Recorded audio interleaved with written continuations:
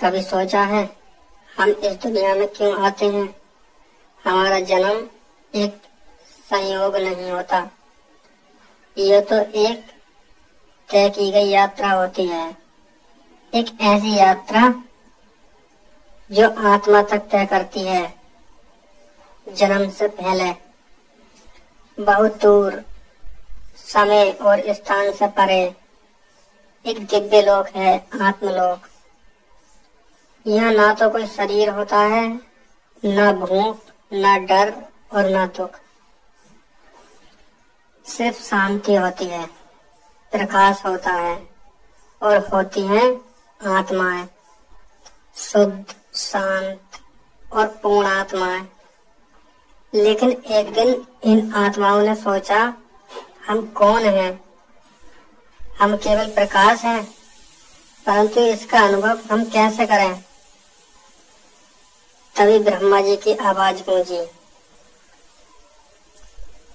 यदि जानना चाहते हैं कि तुम कौन हो, तो जाना होगा वहाँ जहाँ अंधेरा है, संघर्ष है, मोह माया है।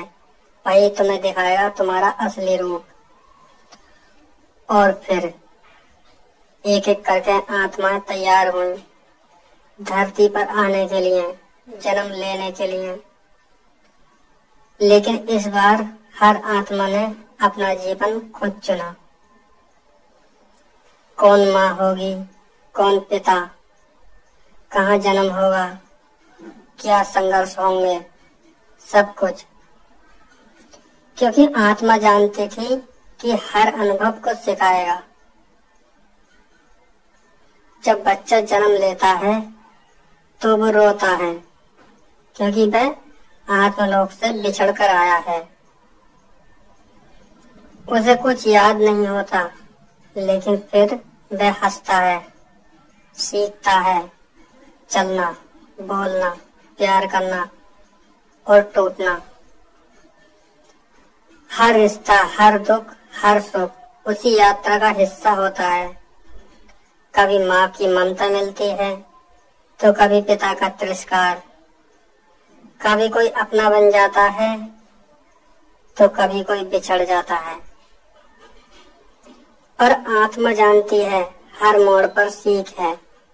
हमारा जन्म सिर्फ जीने के लिए ही नहीं है, हम यहाँ हैं सीखने के लिए, प्रेम करना सीखने, क्षमा करना सीखने, अपने डर से लड़ना सीखने। कभी कभी हम हारते हैं, गलतियां करते हैं और लड़खड़ाते हैं,